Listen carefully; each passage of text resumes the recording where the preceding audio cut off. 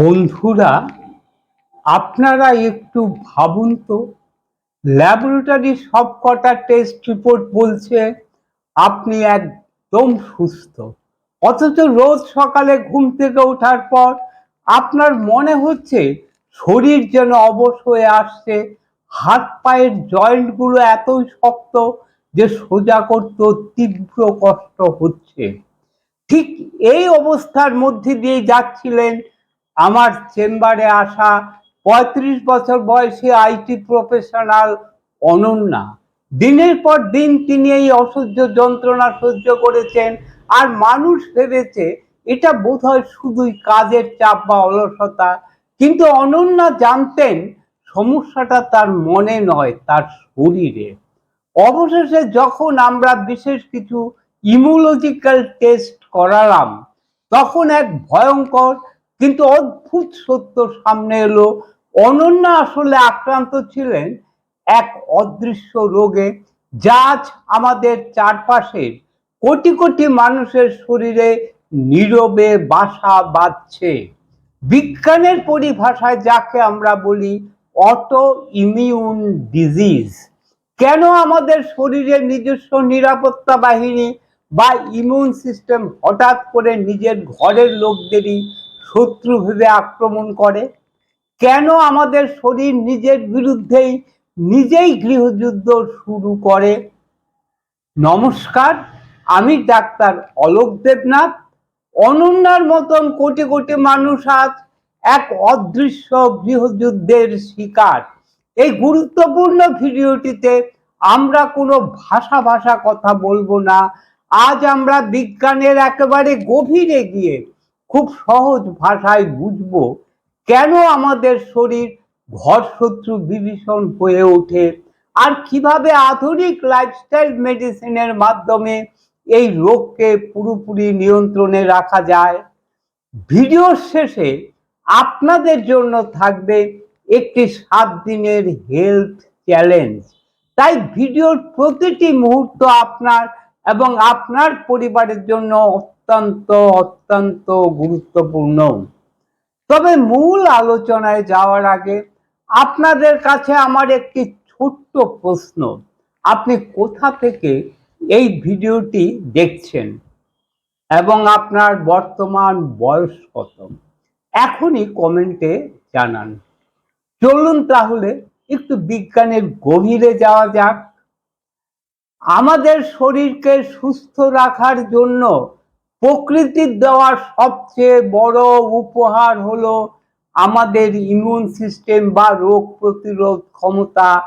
এটিকে আপনি শরীরের একটি অত্যন্ত দক্ষ নিরাপত্তা বাহিনী হিসাবে ভাবতে পারেন। এর মূল কাজ হলো সেলফ এবং নন সেলফের মধ্যে পার্থক্য করা। সহজ কথায়, কোনটি আমার নিজের শরীরের সুস্থ কোষ আর কোনটি বাইরের থেকে আসা ক্ষতিকর ভাইরাস বা ব্যাকটেরিয়া, তা নিখুঁতভাবে চেনা। কিন্তু কোনো কারণে যদি এই নিরাপত্তা বাহিনীর চেনার ক্ষমতায় ভুল হয়ে যায়, চিকিৎসা বিজ্ঞানে যাকে বলা হয় মলিকিউলার মিমিক্রি বা আণবিক ছদ্মবেশ, আপনারা একদম ভয় পাবেন না। শব্দটা কঠিন হলো, এর আসল অর্থ কিন্তু খুবই সোজা। মনে করুন একজন চোর একটি বিশেষ নীল রঙের জ্যাকেট পরে আপনার বাড়িতে চুরি করতে ঢুকলো। আপনার বডিগার্ড চোরটিকে দেখে নিল। পরদিন সকালে দেখলেন আপনার নিজের ছেলেও ঠিক একই রকম একটা নীল জ্যাকেট পরে ঘর থেকে বেরোচ্ছে। এখন আপনার বডিগার্ড যদি কনফিউজড হয়ে চোর মনে করে আপনার নিজের ছেলেকে মারতে শুরু করে, তাহলে বিষয়টা কেমন হবে? ঠিক এই ভুলটাই ঘটে অটো ইমিউন ডিজিজের ক্ষেত্রে। বাইরের থেকে আসা কোনো ভাইরাসের প্রোটিন স্ট্রাকচার যদি আমাদের শরীরের কোনো অঙ্গের প্রোটিন স্ট্রাকচারের সাথে মিলে যায়, তবে আমাদের হিউম্যান সিস্টেম ভুলবশত আমাদের নিজস্ব সুস্থ টিস্যুকেই শত্রু ভেবে আক্রমণ করে বসে। যদি এই ভুল আক্রমণ থাইরয়েডে হয়, তবে আমরা তাকে বলি হাশিমোটোস। যদি ত্বকে হয় তবে সোরাইসিস বা সেতি, আর হাড়ের জয়েন্ট হলে রিউমাটয়েড আর্থ্রাইটিস। আপনারা একবার ভাবুন তো, কেন আমাদের শরীর এই ঘরশত্রু বিভীষণ হয়ে ওঠে? এই ভুলের সূত্রপাতটাই বা আসলে কোথায়? কেন আমাদের ইমিউন সিস্টেম হঠাৎ এই ভুলটা করতে শুরু করে? এর পিছনে বৈজ্ঞানিক কারণগুলি বা কি? এখনো পর্যন্ত আধুনিক চিকিৎসা বিজ্ঞান যে বৈজ্ঞানিক কারণগুলিকে শনাক্ত করতে পেরেছেন, তার মধ্যে উল্লেখযোগ্য হলো: এক, বংশগত কারণ। চিকিৎসা বিজ্ঞানে এটি বিখ্যাত কথা আছে, genes load the gun but environment pulls the trigger. অর্থাৎ জিন যদি লোডেড বন্দুক হয়, তবে আমাদের চারপাশের পরিবেশ এবং আমাদের লাইফস্টাইল হলো তার ট্রিগার। পরিবারে এই রোগ থাকার অর্থ এই নয় যে আপনারও ওই রোগটি হবেই, যতক্ষণ না ভুল লাইফস্টাইল দিয়ে আপনি ট্রিগারটা চাপছেন। দুই, লিকি গার্ড। আপনারা শুনলে অবাক হবেন, আমাদের শরীরের প্রায় 70% রোগ প্রতিরোধক কোষ থাকে আমাদের অন্ত্রে বা পেটে। প্রতিনিয়ত অতিরিক্ত ময়দা, চিনি এবং প্যাকেটজাত খাবার খাই, তখন আমাদের অন্ত্রের ভিতরে দেওয়াল বা লাইনিং দুর্বল হয়ে পড়ে। একে আমরা বলি লিকি গার্ড সিনড্রোম।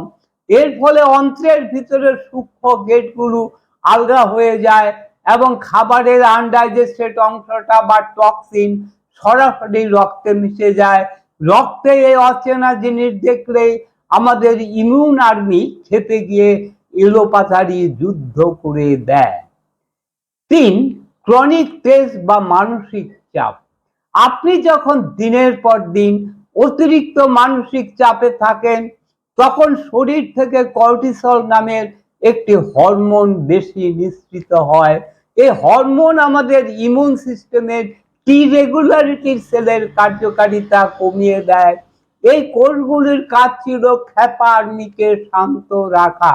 এরা নিষ্ক্রিয় হয়ে গেলেই শরীরের ভিতরে গৃহযুদ্ধ শুরু হয়ে যায়। চার, এনভায়রনমেন্টাল টক্সিন বা চারপাশের বিষ।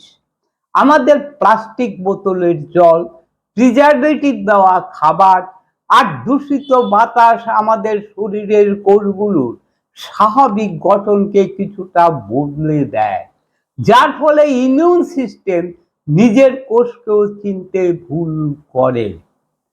ভিডিওর পরবর্তী অংশে যাওয়ার আগে আসুন একটি ছোট্ট পরীক্ষা নেওয়া যাক।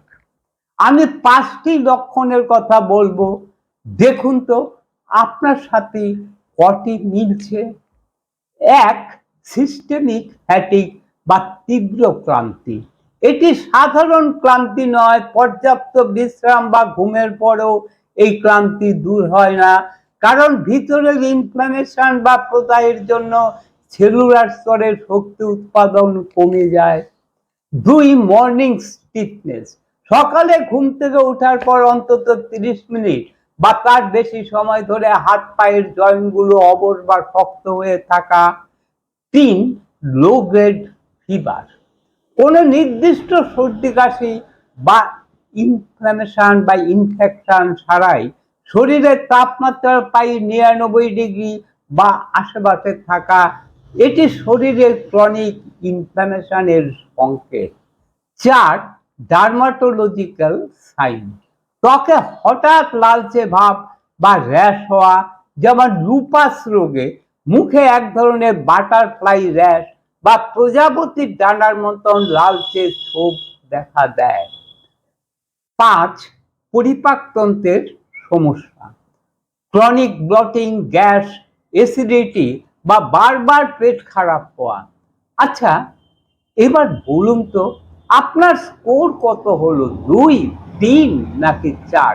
একদম মন খারাপ করবেন না, ভয় পাবেন না, কারণ ভিডিওর এই অংশ থেকেই আমাদের হিলিং বা সুস্থ হওয়ার জার্নি শুরু হচ্ছে। এখন আপনারা যদি গুগলে বা ইন্টারনেটে এই রোগগুলি নিয়ে সার্চ করেন, তবে একটি ভয়ঙ্কর লাইন দেখতে পাবেন, সেখানে লেখা থাকে auto immune disease is incurable, অর্থাৎ এই রোগ নাকি কখনো ভালো হয় না। আর এই কথাটি পড়ে বহু মানুষ মানসিক অবসাদে চলে যান এবং নানা রকম চটকদার ভুয়ো চিকিৎসার ফাঁদে পা দিয়ে নিজের লিভার কিডনি নষ্ট করেন। আজ আমি একজন চিকিৎসক হিসাবে আপনাদের আশ্বস্ত করতে চাই, আধুনিক চিকিৎসা বিজ্ঞানে একে পুরোপুরি নির্মূল বা কিউর করা সম্ভব না হলেও কিন্তু এটিকে চমৎকারভাবে রিমিশন বা পুরোপুরি নিয়ন্ত্রণে রাখা সম্ভব।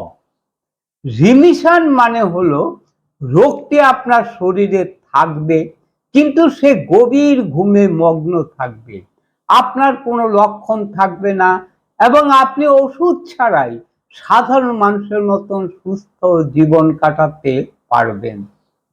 অবশ্য এর জন্য আপনাদের 3টি বৈজ্ঞানিক পদক্ষেপ গ্রহণ করতে হবে। কি সেই পদক্ষেপ? পদক্ষেপ নাম্বার 1, অ্যান্টি ইনফ্ল্যামেটরি ডায়েট। শরীরের ভিতরের আগুন নেভাতে হবে।